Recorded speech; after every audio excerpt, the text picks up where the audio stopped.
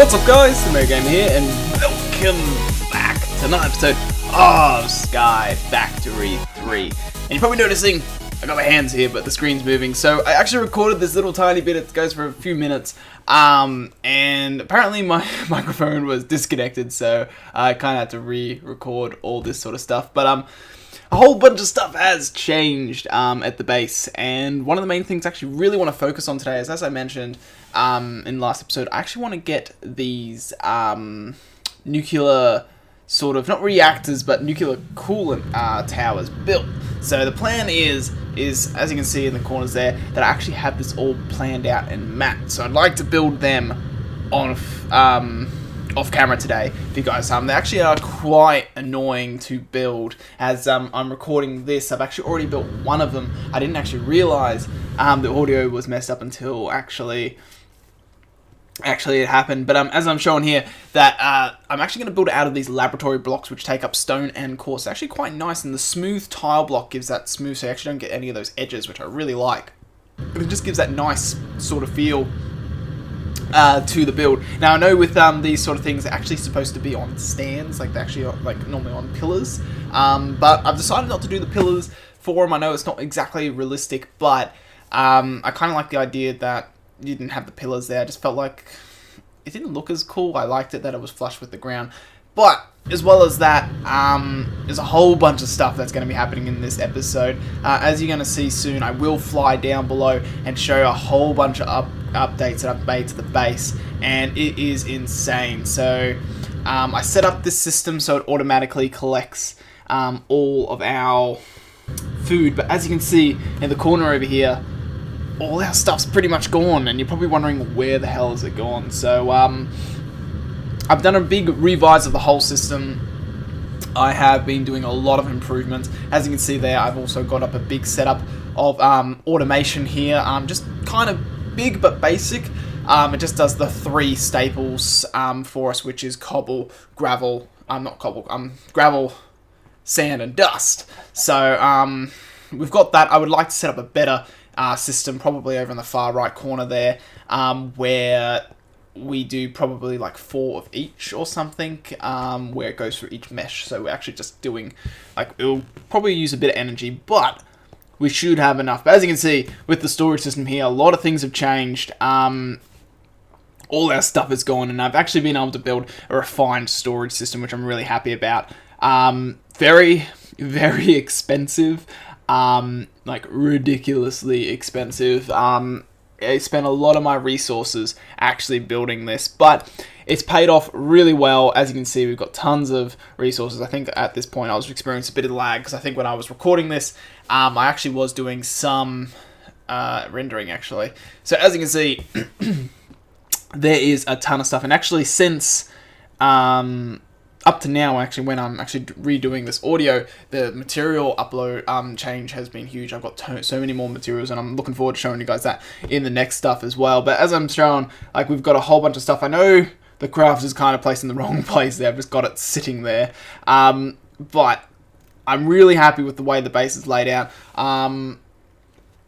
Not only that, I've done a whole bunch of resource gathering when it comes to these disk drives. They were very expensive, actually. That was the killer. Like, all the other blocks actually weren't that expensive to build.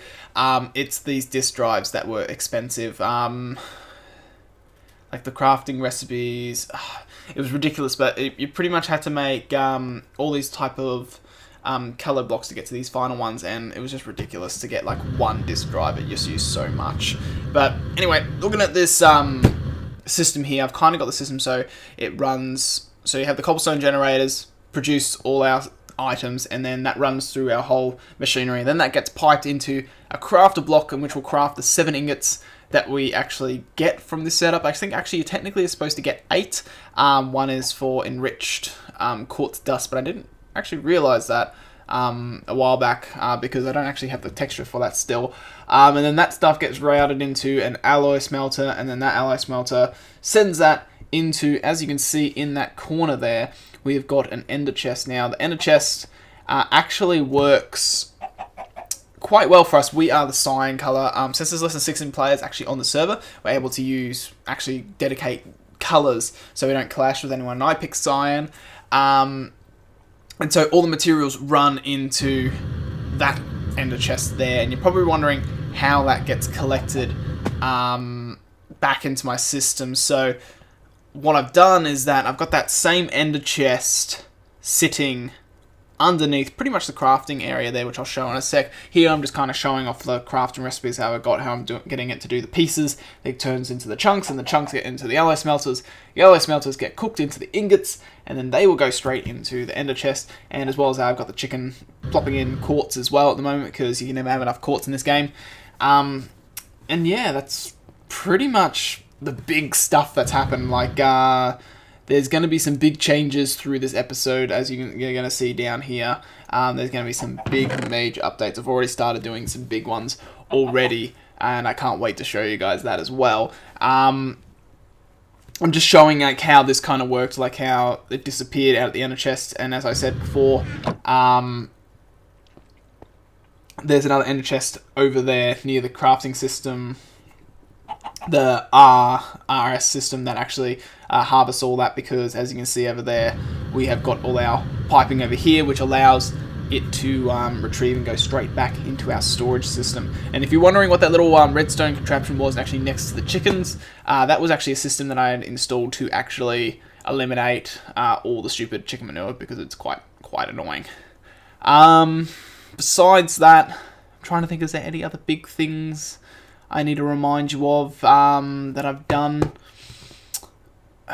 I'm trying to think what I actually did here. I'm showing off the piping and powering, all that sort of stuff. And probably the next big thing is this stuff here. So the solar panels, I actually upgraded all our solar panels to now at the solar panel level 6. So it's the best that we can get, because we can't get to level 7 because I believe it requires dragon breath it requires. So, and of course we need to kill the ender dragon and fight the ender dragon for that sort of stuff. So we're not at that level yet, but I feel like we're not too far away from it, I guess.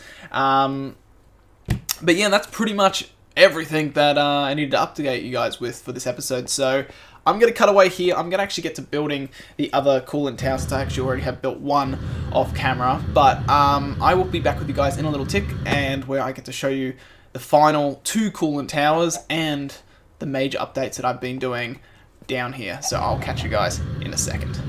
Okie dokie guys, welcome back. And as you can see, we have got ourselves some wonderful coolant towers built, and I'm actually quite impressed by them. I was a bit skeptical about doing this sort of design. It was a bit hard to actually map out and design the proper shape. Like, I kind of looked online for tutorials and something. There wasn't really that many things. I do have to say, if I'm jumping around a bit for the rest of this episode, like if we go somewhere and it kind of zips us back, as you can see, you might have seen, if you're looking at the stars closely behind us, you might see them jut back and forth now and then. For some reason, the server's just really laggy at the moment. I don't know really what's causing the lag. No one's online, it's only me. Bit bizarre, but anyway, it is what it is. It is modded. After all, we do get a bit of lag. I actually didn't show this off really that much at the start of the episode, because of like the whole not forgotten, but like corrupt, unconnected, stupid microphone. We actually upgraded to the best jetpack that we can get now, so we're at the Dark Solarium jetpack, which is pretty awesome. But anyway, as you can see, we've got these coolant towers, and they are amazing. I love them. I think they're cool. As I said, they're supposed to technically be on pillars or stilts, whatever you want to call them. But I didn't really like the idea of doing it. I didn't want to make them too tall either. And I didn't feel like I had a block that would suit it too well. So we just went with the standard sort of look. And as you can see, we've got the 2 coolant towers here. We've got one here, and we've got one here. With this one actually has our solar panels. So our solar panels have been moved now. And as you can see, we've got the zip back all the way over here. Wow, the server is laggy. Jesus. As you can see, we've got our solar panels all the way over here.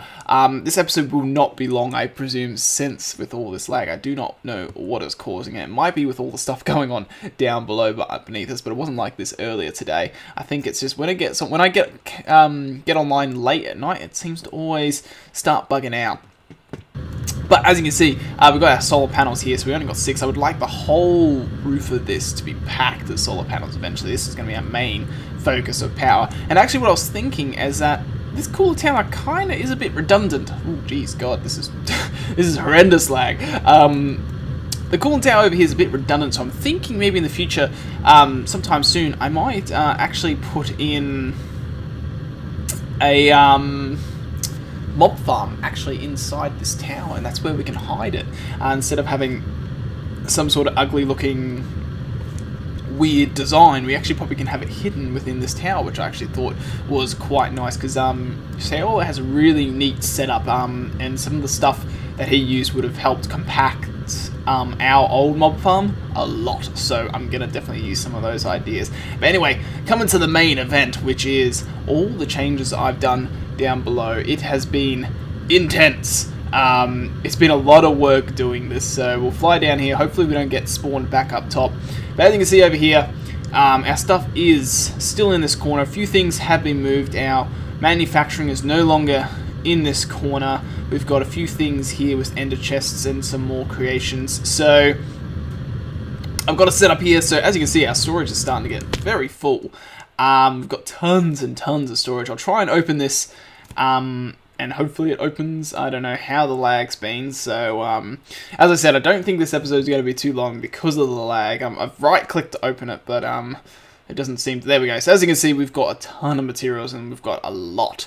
So that's the key thing at the moment. We're making tons and tons of materials, and as you can see, I'm going to have to start expanding and getting some of these, some more disk drives very soon, and which is what I'm doing here. I've got some auto crafting going, and I'm going to start getting some of these things that I need. But as you can see over here, I've been setting up stuff where I've been going away off camera, and it's been making automatically. This one is making the red stone alloy, I think it's called, which only requires redstone and silicone. So yeah, that makes that, which goes into our ender chest, which we know zaps up back into our system.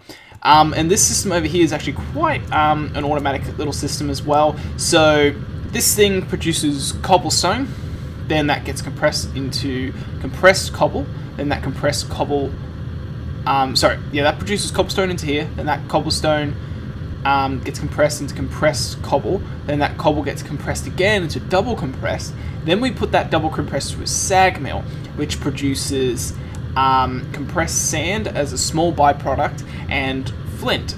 So the compressed sand gets pushed over into the auto compressor here, and gets pushed over into this sag mill, because then this double compressed cobble that goes through the sag makes double compressed gravel. Then that double compressed gravel goes through the sag mill again, which produces more flint, but also produces compressed or double compressed sand. And then once again, that double compressed sand gets pushed into this sag mill, which also the byproduct of that compressed sand comes over here and gets put into here when it makes another double compressed sand, which then gets processed again to produce silicone. That was a bloody mouthful. Sorry if anyone got confused by that. So pretty much all flint gets dragged into this ender chest and goes straight out the system from either one of these sag products. This one only makes, I think, sand as a byproduct as well, and the silicone. So that all just goes into that chest, which is easy.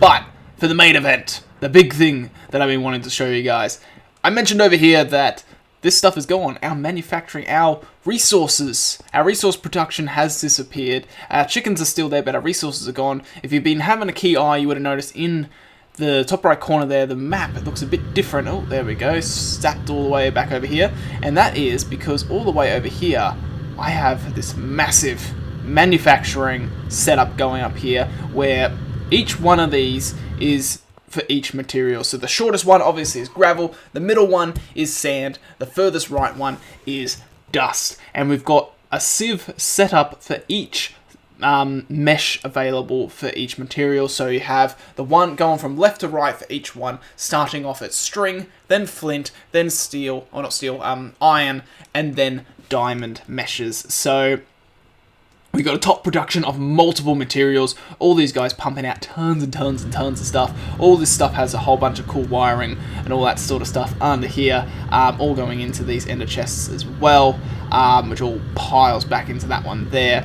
To make this one even move faster, instead of making multiple ones, I just attached more of these importers, and it's made it work a hell of a lot faster, which is perfect. So, as I said, there has been a lot of stuff. The other thing I need to show you is the inside of the coolant tower. It looks pretty cool. We've just got this massive cable coming all the way down from there, which is going into our vibrant capacitor bank, which is about 25 million, but it's actually now 250 million.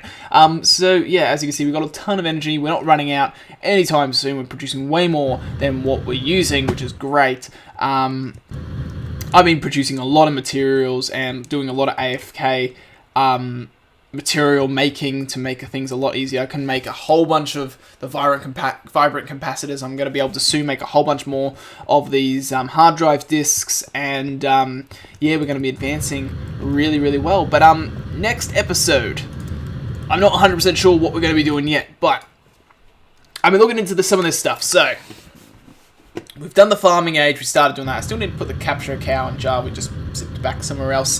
That's the only one we need to do in that age. Then we've got the mystical farming. So I've started dealing with the tiny bit. I've actually made the iron seed. I haven't planted it though.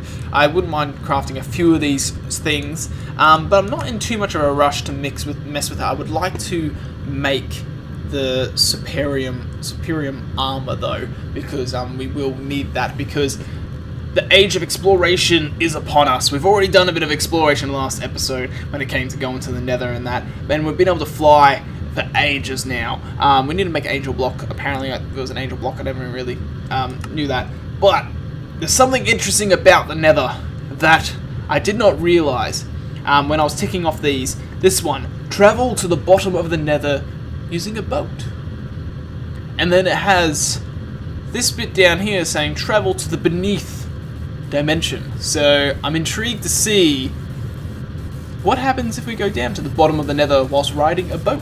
So that's something we might test out in the next episode. But as I said, guys, I'm going to call the episode a bit short because we are experiencing a bit of lag. I'm pretty happy with the way these have turned out. Couldn't be happier, really.